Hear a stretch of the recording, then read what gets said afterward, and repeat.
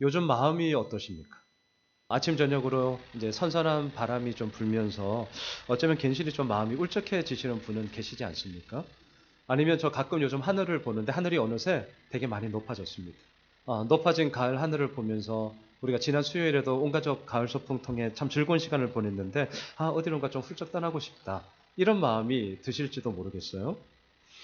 저는 지금껏 살아오면서 저 개인적인 삶의 터닝 포인트들이 몇 가지가 있었는데 그 중에 하나의 기점이 뭐냐면 요즘 마음이 어때?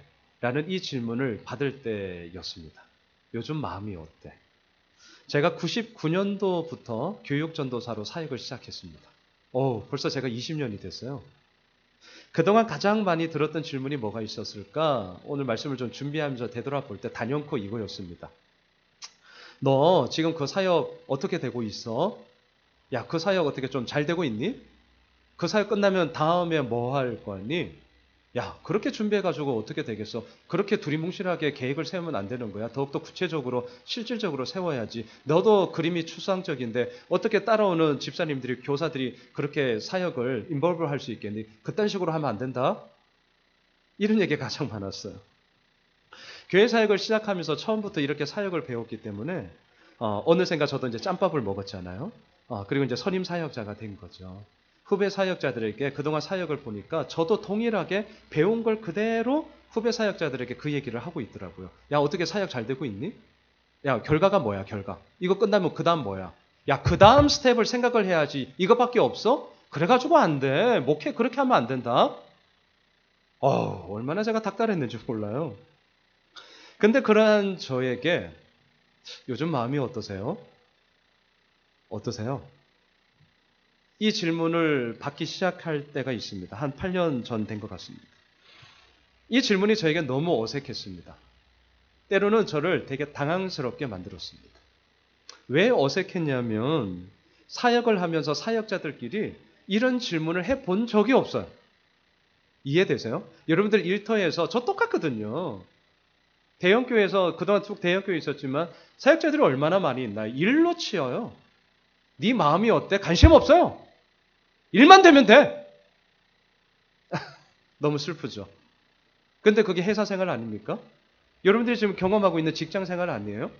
요즘 마음이 어때? 웃기고 자빠졌네. 일이나 똑바로 해. 이런 게 너무나 행행하죠.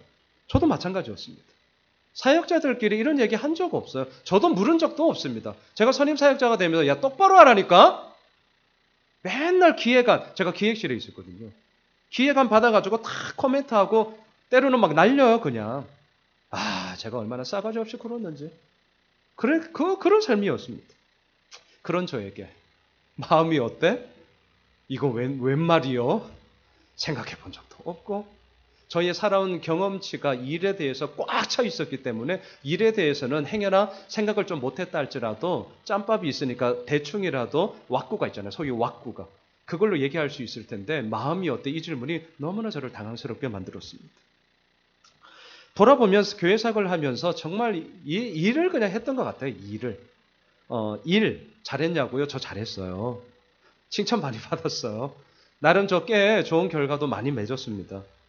하지만 그 일을 하고 있는 내 자신, 그 일에 대해서 내가 무슨 이유로 그 일을 해야 되는가에 대한 이유, 그리고 나의 마음을 들여다보는 시간은 거의 가지지 않았습니다. 그러니 생각해 보십시오. 그렇게 사역을 해왔던 저에게 요즘 마음이 어때? 이 질문 정말 어색했습니다. 정말 저 당황스러웠습니다. 처음에 이런 질문을 받았을 때 저의 대답은 지금도 생각이 나는데 딱 두 가지였습니다. 첫째, 좋으면 좋다, 나쁘면 나쁘다. 이거밖에 없었어요. 이 2부 예배 드리고 있는 우리 형제님들 특별히 한번 들여다보세요. 우리의 표현을 한번 잘 생각해 보세요. 어쩌면 이럴지도 모르겠습니다. 제 마음을 이렇게 내어놓고 말을 한다는 게 진짜 서툴렀어요. 뭐가 있긴 있거든요. 우리 형제님들 뭐가 있잖아요. 근데 이런 표현하는 것에 있어서 우리 사회는 요구하지 않아요. 특별히 형제들에게 돈만 벌어라는 거예요. 일만 똑바로 하라는 거예요. 네 고민은 네가 알아서 하고. 예, 이 사회에 살고 있기 때문에 특별히 우리 형제님들은요, 마음의 이야기를 꺼내놓는 거에 정말 서툽니다. 그래서 남전도에 이렇게 묶어놔 보세요. 말도 안 해. 볶음 보고 그냥 밥만 먹고 가는 거예요, 그냥. 그래서 목장에 되도록이면 자매님들을 부부 목장을 제가 권면하는 이유가 자매님들이 필요해, 자매님들이. 그게 형제거든요. 제가 그랬어요, 제가. 그런데 내 마음이 어떻지? 어색하고 당황스러운 이 질문에 대해서 조금씩 저도 훈련을 한 겁니다. 그리고 그때부터 제가 하고 있는 이 큐티의 방법을 의도적으로 적용을 한 거죠. 그 말씀 앞에 내 마음이 어떤지를 들여다보는 겁니다. 처음부터 잘 된 거 없습니다. 좋다 나쁘다 이거밖에 없었어요. 그러다 시간이 쫙 지나면서 어느샌가 좋으면 왜 좋은지, 나쁘면 왜 나쁜지 그 이유에 대해서 한마디가 더 붙더라고요. 수식어가 붙고 또한 그런 것에 대한 설명어가 붙기 시작한 것을 보게 됩니다. 지난 수요일 우리 교회에서 온가족 가을 소풍 저 정말 좋았습니다. 진짜. 왜 좋았냐고요? 첫째, 당일날 제가 새벽 기도 안 했어요. 수요 저녁 예배도 안 했어요. 이때라 얼마나 좋은 명분입니까? 쉬니까 너무 좋던데요. 그래서 좋았습니다. 왜 좋았냐고요? 저 깜짝 놀랐습니다. 버스를 타면서 올라가는 바로 그 순간 우리 남녀전대 임원분들도 계시지만 간식을 주는데 아이용 어른용으로 구분해서 주는 거예요. 와, 그 섬세함. 근데 더 깜짝 놀란 건 뭔 줄 아세요? 나눠줄 때 대부분은 검은 비닐 봉다리, 요딴 거, 이런 거 나눠주는데, 준비한 봉투인데 제가 간식을 꺼내 먹다가 그 안에 또 봉투를 딱 보니까 스티커가 막 붙여져 있는 거예요. 아름다운 사랑을 나눠요, 예수 호미실교회. 와, 폰트도, 글자 크기도, 디자인도 내 마음에 딱 들어. 예전에 제가 이런 거에 꽂혀가지고 기획실에 있을 때 제가 홍보 담당이었거든요. 제가 엄청 이런 거 예민해요. 근데 이거 막 죽이려고 엄청 애를 쓰는데, 야, 제가 그런 세심함에 완전 그냥 이제 이후의 게임은 다 끝났다. 나는 됐다. 얼마나 좋았는지 모릅니다. 제가 오늘 칼럼을 썼어요. 왜 좋았냐고요? 저도 그냥 제 시간 보냈어요. 굳이 할 말 없는데 말할 거 없잖아요. 뭐 어때? 뭐 내 시간 보내면 어때요? 남 눈치 볼 것도 없이 그냥 난 내 할 일 다 했어요, 그냥. 그래서 난 너무 좋았어요. 우리 교회가 이제 3년차 사역을 시작을 하면서 이렇게 교회를 섬겨주시는 다양한 분들의 이런 손길들을 통하여서 이루어지는 것이 얼마나 아름답냐. 진짜 이게 교회죠, 교회. 그래서 제 마음이 너무 좋았습니다. 이번 주 제 마음 어땠냐고요? 짱이었습니다. 너무 좋았습니다. 오늘 설교를 시작하면서 여러분들에게 다시 한번 묻고 싶어요. 요즘 마음이 어떠세요? 마음이. 자, 오늘 본문은 이미 왜 자꾸 마음 얘기를 하느냐? 이미 감지하셨을 겁니다. 오늘 본문의 핵심은 5절이죠. 보십시오. 너희 안에 이 마음을 품으라. 곧 그리스도 예수의 마음이다. 사도 바울은 왜 이 마음을 품으라라고 명령하고 있습니까? 이 마음을 품지 못했기 때문입니다. 왜 이 마음을 품지 못했습니까? 다른 마음이 이미 그 마음이 있어야 할 자리를 차지하고 있었기 때문입니다. 오늘로 우리는 빌립보서 8번째 말씀을 살펴보고 있습니다. 다른 본문 볼 거 없습니다. 지금까지 살펴본 빌립보서 안에만 봐도 사도 바울이 언급하였던 마음의 이야기들이 있었습니다. 앞에 스크린을 한번 보시죠. 먼저 빌립보서 1장 15절을 한번 같이 보겠습니다. 읽으면서 어떠한 마음의 이야기가 있는지를 한번 보십시오. 같이 읽습니다. 시작. 어떤 이들은 투기와 분쟁으로, 어떤 이들은 착한 뜻으로 그리스도를 전파하나니, 복음을 전하는 데 있어서도요, 어떤 이들은 투기와 분쟁의 마음으로 복음을 전할 수 있습니다. 이미 이때 저의 마음의 이야기도 나눴었는데, 투기가 뭡니까? 시기 질투. 분쟁이 뭡니까? 다툼과 경쟁심이죠. 내가 너보다는 더 나아. 다툼과 분쟁과 이 경쟁심으로 복음을 전할 수 있습니다. 이뿐만이 아니에요. 계속 스크린을 한번 보시죠. 1장 17절 읽을까요? 시작. 그들은 나의 매임에 괴로움을 더하게 할 줄로 생각하여 순수하지 못하게 다툼으로 그리스도를 전파하느니라. 어떤 마음들이 있습니까? 괴로움을 더하게 하고자 하는 나쁜 마음. 어떤 마음이 있습니까? 순수하지 못한 마음. 어떤 마음이 있습니까? 다툼의 마음. 남들과 경쟁해서 무조건 내가 이기고 봐야 돼. 그리고 나서 남들 돌아보든 말든 그는 그때 가서 나 생각할 거야. 이게 다툼이에요. 그런 마음들이 빌립보 성도들 가운데도 이미 꽉 차 있었기 때문에 오늘 본문 2장 5절 이 마음을 품으라 곧 그리스도 예수의 마음이니 명령하고 있습니다. 여러분, 이러한 이야기들은 비단 빌립보 성도들만의 이야기가 아니라 오늘 말씀을 듣고 있는 우리들의 이야기라는 것을 부인할 수가 없습니다. 우리의 마음은 깨끗한 백지 상태가 아닙니다. 우리의 마음은 텅 비어 있는 진공 상태도 결코 아닙니다. 성경은 우리의 마음에 대해서 이렇게 진단합니다. 스크린을 보십시오. 로마서 3장 23절의 말씀인데요. 함께 읽습니다. 시작. 모든 사람이 죄를 범하였음에 하나님의 영광에 이르지 못하더니 예외가 없습니다. 모든 사람입니다. 남녀노소를 불문합니다. 모든 사람이 다 죄를 범하였기 때문에 우리는 하나님의 영광에 이르지 못하는 죄인이 되었습니다. 여기서 말하는 죄란 무엇입니까? 헬라어를 보면 하마르티아입니다. 관역에서 벗어나다. 하나님은 우리를 이 땅 가운데 당신의 원하시는 뜻이 계셨기 때문에 우리를 이 땅 가운데 사명자로 태어나게 하셨습니다. 하나님의 분명한 관역이 있습니다. 그리고 10년, 20년, 40년, 50년, 70년, 80년 그 관역을 향해 우리는 달려갑니다. 하지만 지난 우리의 삶을 돌아보십시오. 그 관역에서 자꾸 우리를 빗나가게 하는 놈들이 얼마나 많이 있습니까? 그 놈들이 뭐냐고요? 죄입니다. 관역에서 벗어나게 하다. 우리를 가시역해서 그 하나님이 원하시는 관역에서 벗어나게 하는 이 죄의 유혹들이 얼마나 많은지 모릅니다. 그러니까 어떻습니까? 선악과를 따먹는 거예요. 선악과를 따먹으로 말미암아 선과 악의 최종 결정권자이신 하나님의 자리를 대신해서 내가 선과 악을 결정하는 결정권자가 될 거야. 이게 선악과 사건입니다. 이걸로도 부족했습니다. 창세기 11장으로 가봅시다. 무슨 사건이 일어납니까? 바벨탑을 쌓습니다. 이들은 얘기합니다. 탑 꼭대기를 하늘에 닿게 하자. 그리고 우리의 이름을 내자. 하나님의 이름을 내자가 아닙니다. 우리의 이름을 내자입니다. 이게 창세기 11장에 기록된 바벨탑 사건인데 이것이 어찌 창세기 11장에만 있겠습니까? 2019년 오늘의 우리들의 삶 가운데도 여전히 있습니다. 더 높이 올라가고자 합니다. 더 많이 쟁겨놓고자 합니다. 또한 더 크고 더 넓게 자신의 힘을 가시하고자 합니다. 이게 무엇이냐고요? 오늘 본문에서 얘기하고 있는 우리의 마음의 이야기라는 것이죠.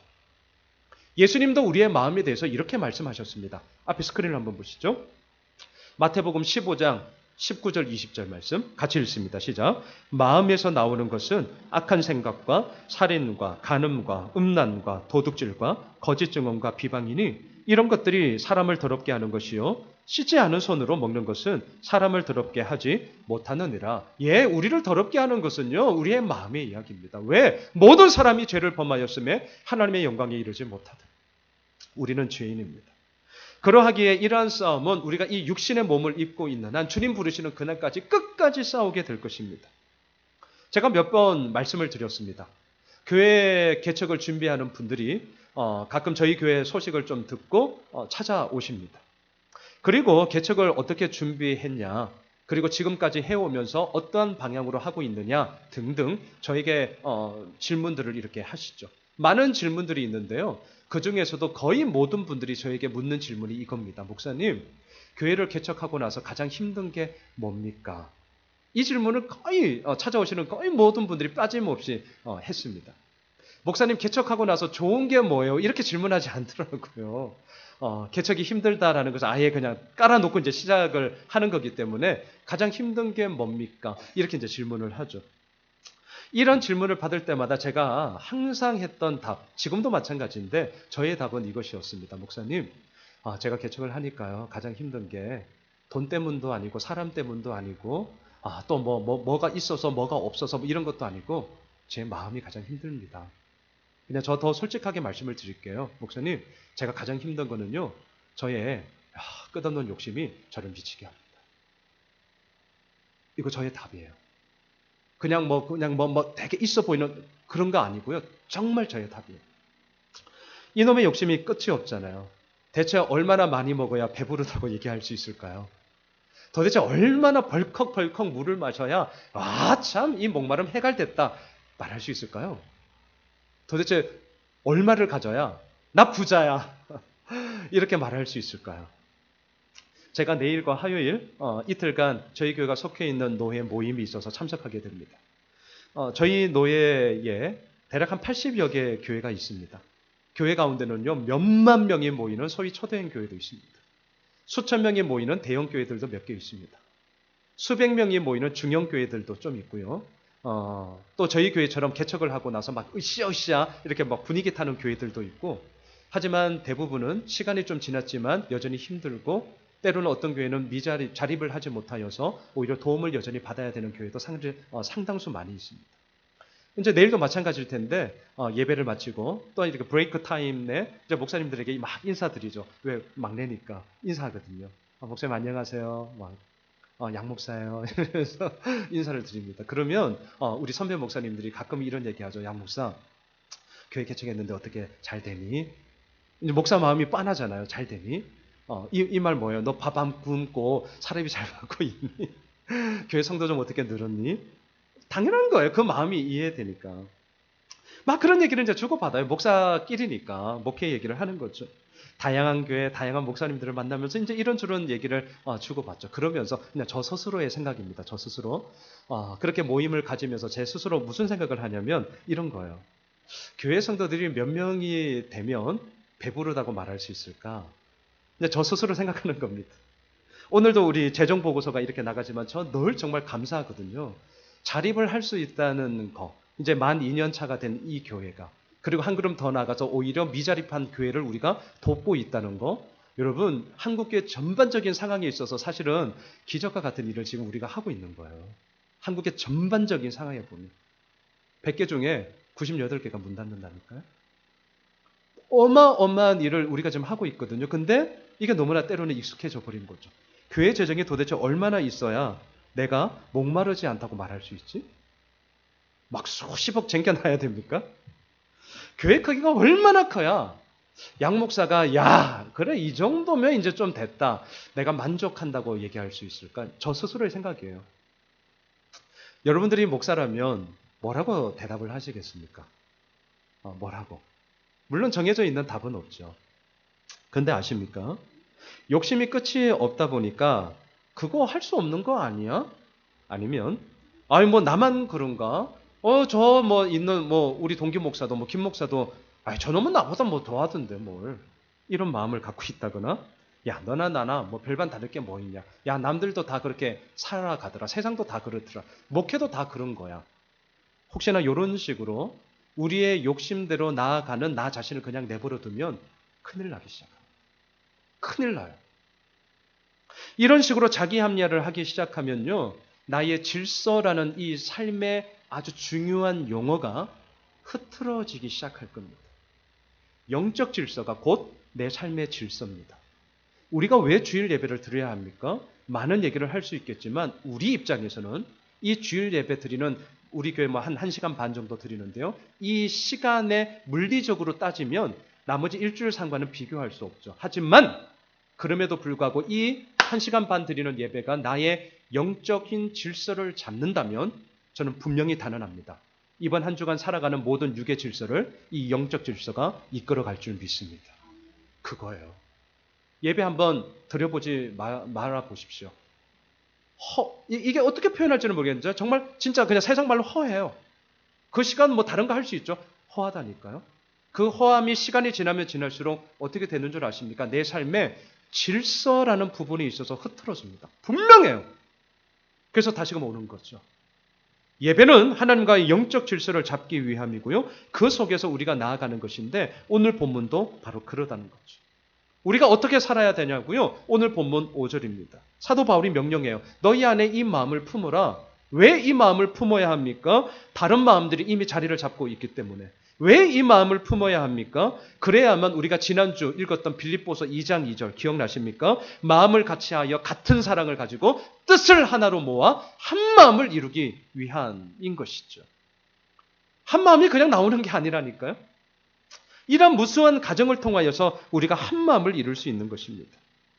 그렇다면 이 마음을 품으라라고 명령하는데 어떻게 하는 게 품는 것일까요? 품는다는 게 도대체 무엇입니까?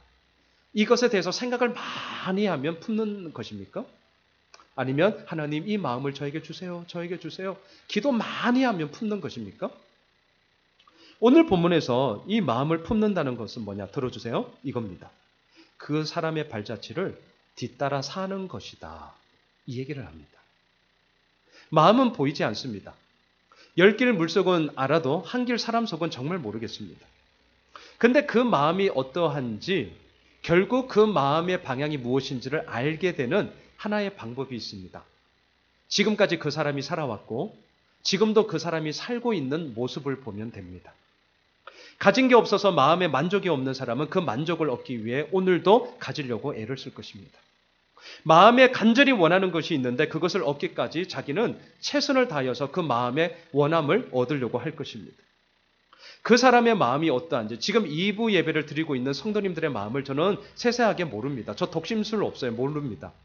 하지만 그럼에도 불구하고 시간이 지나서 우리들이 지금까지 살아왔던 삶과 지금 내가 살고 있는 삶의 모습을 볼 때 우리는 이렇게 얘기할 수 있는 것이죠. 아, 저분의 마음의 방향이 결국 이거였구나. 이거는 우리가 돌아볼 수 있습니다. 저의 목회도 마찬가지입니다. 10월 27일 비전 수련회 정말 함께해 주십시오. 하나님 앞에서 올곧게 나아가고자 하는 여러 가지 많은 방법들이 있겠지만 저에게 주신 마음은 정말 여러분들이 하나님의 메시지로서 이 공동체를 함께 나아가는 동력자들로 세워주심을 저는 믿습니다. 그 메시지들이 하나로 모아서 하나님이 쓰시는 편지의 이야기를 2020년에도 써내려가고 싶은 거예요. 그 시간에 함께 해주셔야만 합니다. 지금 사도 바울은 그리스도의 마음을 품으라 라고 얘기를 하면서 이제 우리가 보겠지만 6절로 8절까지 예수 그리스도의 삶을 이야기합니다. 다시 한번 정리합니다. 마음을 품는다는 것은 그 사람의 삶의 발자취를 뒤따라 사는 것이기 때문에 5절에서는 마음을 이야기하고 6절로 8절에서는 삶을 이야기한다는 것. 이거를 잊지 말아 주십시오. 자, 그리스도 예수의 마음을 품으라고 하는데 한번 질문해 보고 싶었습니다. 여러분 앞에 보세요. 그리스도 예수, 예수 그리스도. 우리가 이 말을 정말 많이 쓰는데 혹시 이 뜻을 알고 계십니까? 그리스도 무슨 뜻입니까? 예, 기름 부음을 받은 자라는 뜻이죠. 이 말은 헬라어인데요. 이 그리스도라는 말을 히브리어로 바꾸면 우리가 잘 알고 있는 메시아입니다. 똑같은 뜻이에요. 기름 부음을 받은 자. 누가 기름을 부음을 받았냐고요? 왕, 제사장, 선지자입니다. 또 하나, 우리가 예수님, 예수님, 예수님이라고 하는데 예수라는 말에도 이름의 뜻이 있습니다. 구원자라는 뜻입니다. 자, 그래서 그리스도 예수의 마음을 품어야 되는데 먼저 언급하고 싶은 것은 그리스도 예수라는 뜻이 뭐냐? 이겁니다. 우리의 구원자 되시는 예수님은 내 삶을 다스리시는 왕이십니다. 우리의 구원자 되시는 예수님은 나의 모든 죄를 오늘도 사하여 주시는 제사장이십니다. 우리의 구원자 되시는 예수님은 지난날까지도 우리를 인도하였지만 오늘도 그리고 내일도 우리를 인도하시는 선지자이십니다. 이 긴 말들을 줄여서 오늘도 우리는 고백하는 것입니다. 예수 그리스도. 그 마음을 품으라는 것이죠. 이거 외에는 다른 답이 없기 때문입니다. 아니, 목사님 혹시나 다른 거 있잖아요. 아니요, 없습니다. 설마 목사님 이거 말고 딴 거 아니요, 없다니까요.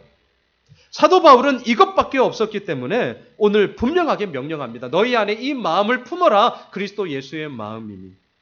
왜 예수의 마음을 품어야 합니까? 예수님은 이름 그대로 우리 삶의 구원자가 되셨기 때문입니다. 왜 예수님의 마음을 품어야 됩니까? 구원자 되시는 예수님은 우리 삶의 왕이요, 우리의 죄를 용서하시는 제사장이요, 우리의 갈 길을 인도하시는 선지자가 되셨기 때문입니다. 여기에 모든 답이 다 있는데 어찌하여 다른 데서 얼쩡거릴 수 있습니까? 어찌하여 다른 것에 답이 있다라고 헤맬 수 있습니까? 그러지 마십시오. 시간 낭비하지 마십시오. 사도 바울은 오늘 분명하게 얘기합니다. 그리스도 예수의 마음만이 우리들의 모든 삶의 문제에 답이 되는 것이다. 앞에 스크린을 한번 보세요. 자, 그러면서 예수님의 삶의 이야기를 우리가 좀 볼 텐데 현대인의 성경 버전을 같이 좀 읽고자 합니다. 6절로 8절을 읽으시면서 예수님의 삶이 어떠했는지를 한번 그림으로 머릿속에 그려보십시오. 같이 읽습니다. 시작. 그분은 원래 하나님의 모습을 지니고 계셨지만 하나님과 동등하게 되려고 생각하지 않으시고 오히려 자기의 모든 특권을 버리시고 종의 모습으로 사람들과 같이 되어 사람의 모양으로 나타나셨으며 자기를 낮추시고 십자가에 달려 죽기까지 순종하셨습니다.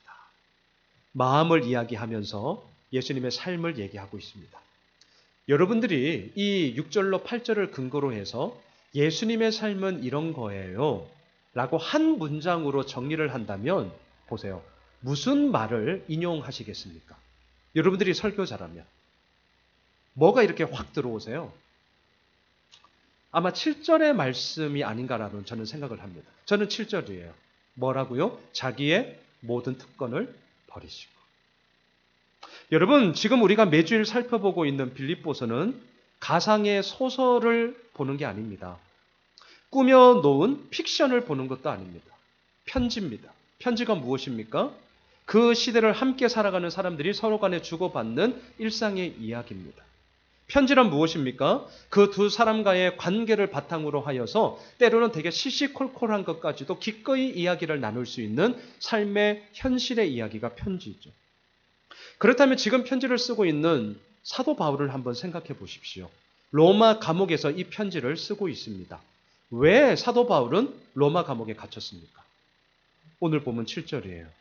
자기의 모든 특권을 버리고 예수 그리스도의 복음을 전했기 때문입니다. 자, 사도 바울이 가지고 있던 특권 하면 뭐가 생각나십니까?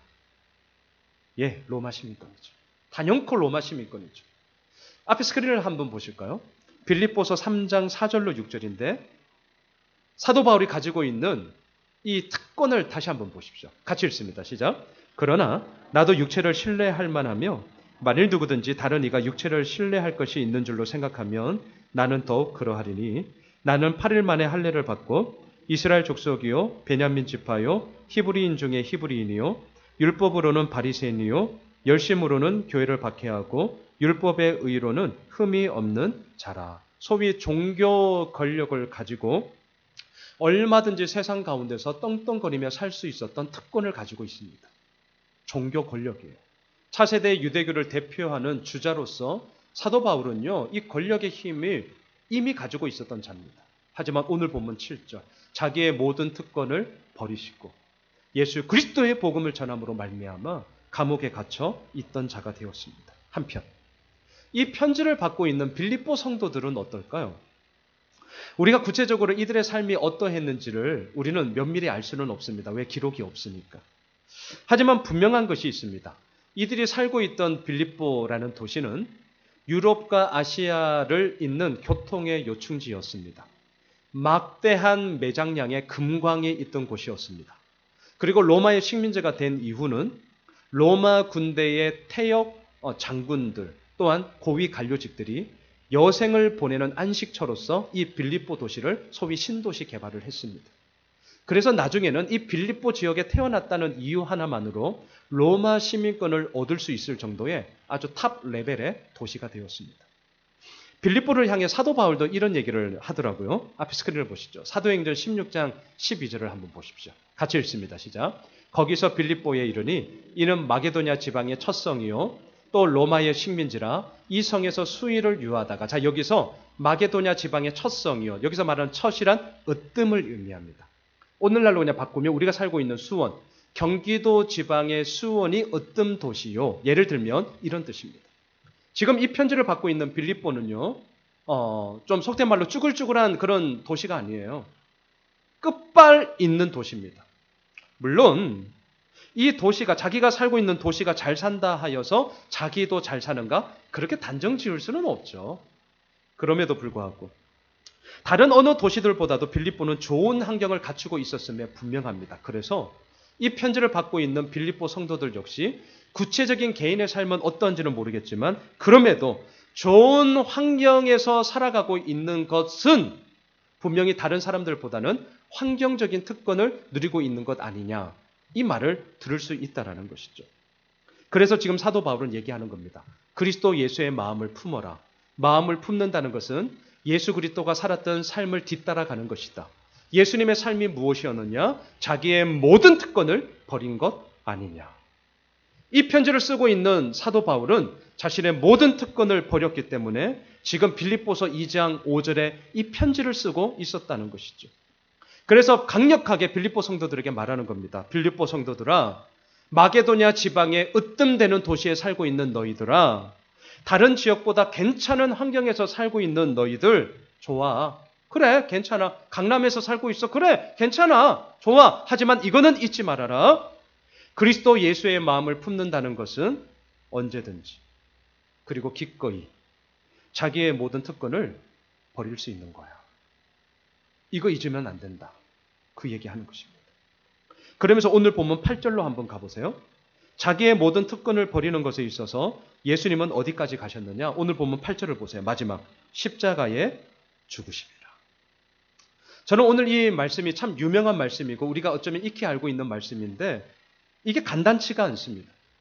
모든 자기의 특권을 버려라. 이 말도 간단치가 않은데 예수님은 어디까지 가셨느냐? 십자가에 죽으셨다. 그럼 뭐 이제 할 말 없는 거죠. 만일 누군가 저에게 양 목사, 너 죽을 수 있니? 물으신다면 제가 정답은 알고 있기 때문에 제 머리로는요, 예라고 답하겠지만 선뜻 제 마음에서는 흔쾌함으로 네라고 답을 전 못할 것 같습니다. 대답하기가 어려울 것 같아요. 여러분, 이것이 우리가 신앙생활을 하는 데 있어서의 고민의 분기점이 이제 이런 데서부터 나오는 거죠. 정답은 알지만 내 삶이 그렇게 살아가지 못하는 이 갭의 차이. 여기서부터 우리는 정말 신앙생활 하는데 고민이야. 이거 어떻게 풀어야 될지 모르겠어. 이제 이런 것들이 바로 여기에 나옵니다. 저도 마찬가지입니다. 내가 제대로 믿고 있는 거 맞나? 내가 이렇게 설교는 하는 목사로서 설교는 하겠지만 이게 진짜 목사라고 할 수 있나? 저도 고민이에요. 근데 중요한 게 있습니다. 여러분 꼭 기억해 주십시오. 내가 그렇게 살지 못한다 하여서 하나님이 말씀하시는 정답을 내가 할 수 있는 수준으로 끌어내리시면 안 됩니다. 제가 제자 훈련을 하면서 종종 말씀드리지만 우리의 신앙생활을 하향 평준화시키시면 절대 안 돼요. 내가 그렇게 못 살 수 있습니다. 저도 그렇거든요. 그럼에도 불구하고 하나님의 말씀이 정답임을 믿기에 정답은 정답대로 두셔야 됩니다. 정답은 정답대로 두셔야 돼요. 내가 할 수 있는 수준으로 자꾸 끌어내리시면 신앙이 하향 평준화가 되세요. 절대 그러시면 안 돼요. 정답은 정답대로 두고 그 다음 뭘 봐야 됩니까? 내가 왜 그렇게 못하지? 못하고 있는 나를 보시면서 내 삶의 원인이 무엇이 있는지를 들여다보셔야 됩니다. 이게 신앙의 성숙을 위해서 우리가 몸부림친다라고 얘기하는 의미가 되는 것이죠. 그래서 저는 오늘 설교를 준비하면서 진짜 궁금했어요. 뭐가 궁금했냐면 오늘 사도 바울이 말하는 설교의 요지는 이미 제가 다 말씀드렸습니다. 예수의 마음을 품어라. 품는다는 것은 그 사람의 삶을 뒤따라 살아가는 거다. 예수님은 어떻게 사셨냐? 자기의 모든 특권을 다 내버리지 않았냐? 심지어 죽기까지 하지 않았냐? 이게 오늘 본문의 핵심이에요. 그런데 이 얘기를 하고 있는 사도 바울은, 이 편지를 쓰고 있는 사도 바울은 이 말씀을 정말 실질적으로 어떻게 적용했을까? 이게 오늘 설교를 준비하면서 마지막 저의 고민이었습니다. 저도요, 글 쓰라면 저 글 꽤 써요. 설교하라면 저 설교 얼마든지 할 수 있습니다. 그런데 오늘 이 본문이 과연 삶의 적용의 이야기로 나타났을 때 과연 어떠할까? 사도 바울을 계속 한번 들여다보았습니다. 뭐가 없나? 그러다가 제가 발견한 본문이 하나가 있습니다. 자, 앞에 스크린을 한번 보시죠. 사도행전 20장 22절로 한번 가볼 텐데요. 자, 같이 우선 읽고 제가 말씀을 나누겠습니다. 읽습니다.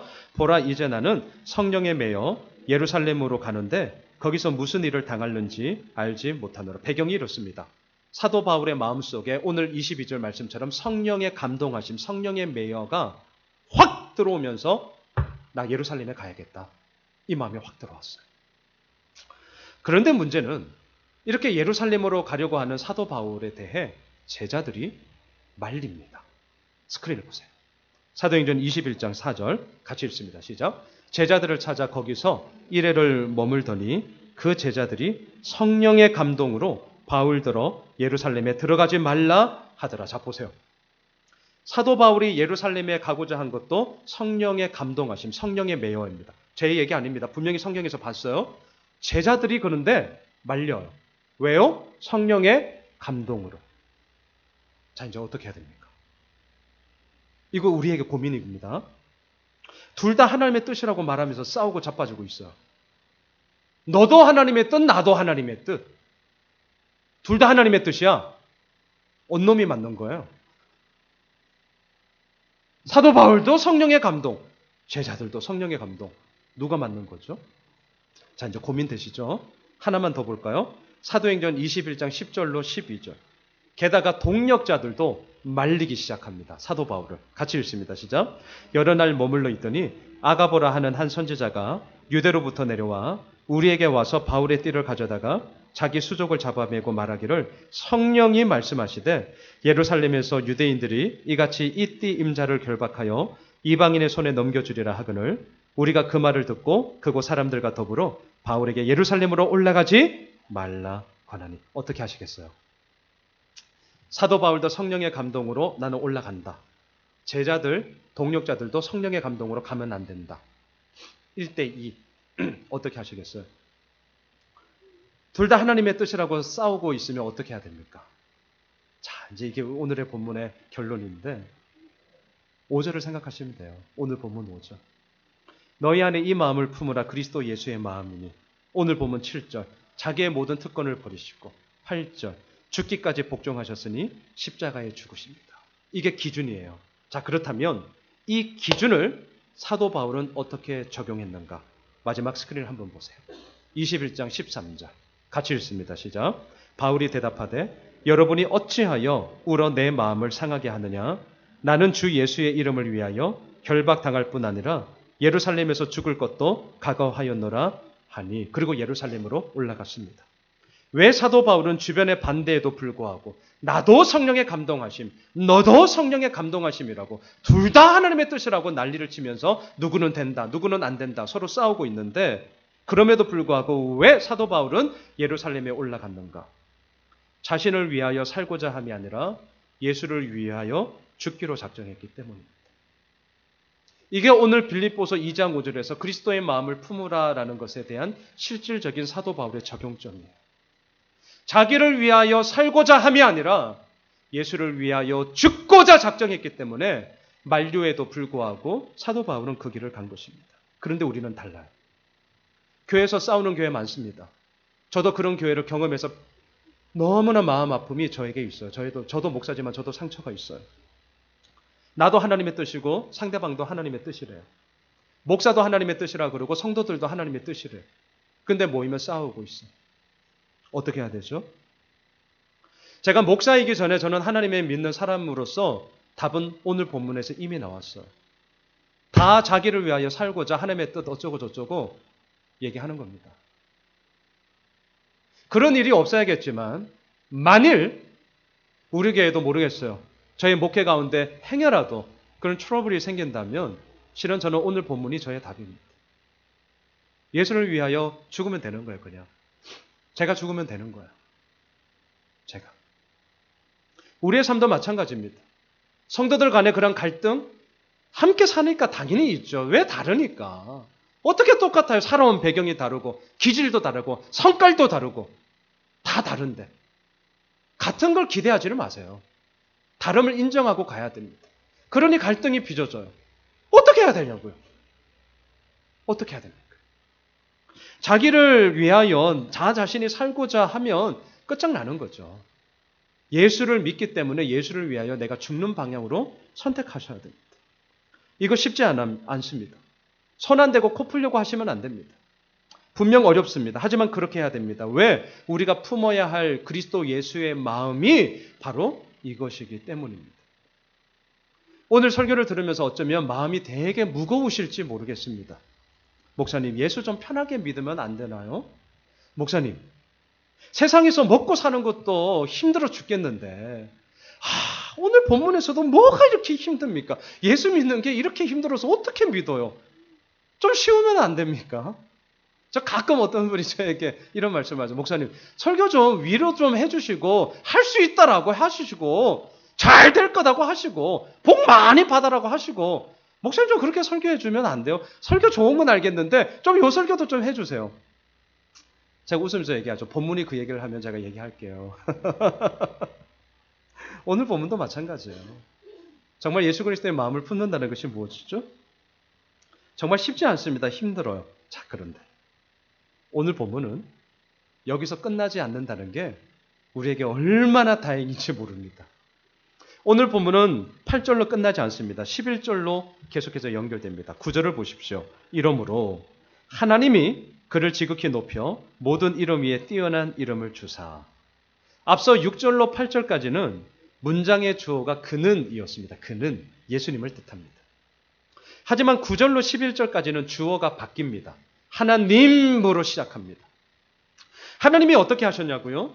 자기의 모든 특권을 버리시고 십자가에 죽기까지 복종하신 예수님을 그냥 내버려 두지 않으십니다. 9절, 그를 지극히 높여 모든 이름 위에 뛰어난 이름을 주셨습니다. 10절, 하늘에 있는 자들과 땅에 있는 자들과 땅 아래에 있는 자들로 모든 무릎을 예수의 무릎 앞에 꿇게 하셨습니다. 11절. 모든 입으로 예수 그리스도를 주라 시인하여 하나님 아버지 앞에 영광을 돌리게 하셨습니다. 말씀을 정리하겠습니다. 오늘 본문이 우리들의 마음 가운데 간단치가 않습니다. 때로는 무거울 수 있습니다. 야, 예수 믿는 게 왜 이렇게 힘든 거니? 당연한 반응입니다. 그 반응이 나오셔야 됩니다. 하지만 여기서 끝내지 마십시오. 왜 이렇게 힘든 거니? 라고 우리들의 정직한 반응이 바로 나올 그때에 하나님의 이루어 가시는 구절의 역사가 진짜가 되는 거예요. 하나님께서 우리를 당신의 은혜 가운데 뛰어난 이름을 주시고요. 모든 무릎을 꿇게 하시고요. 예수 그리스도를 주라 시인하는 모든 자로들로 하금 하나님의 영광이 되게 하시는 삶으로 우리를 이끌어 가신다는 사실입니다. 우리는 승리의 노래를 부르게 될 것입니다. 우리는 기뻐하게 될 것입니다.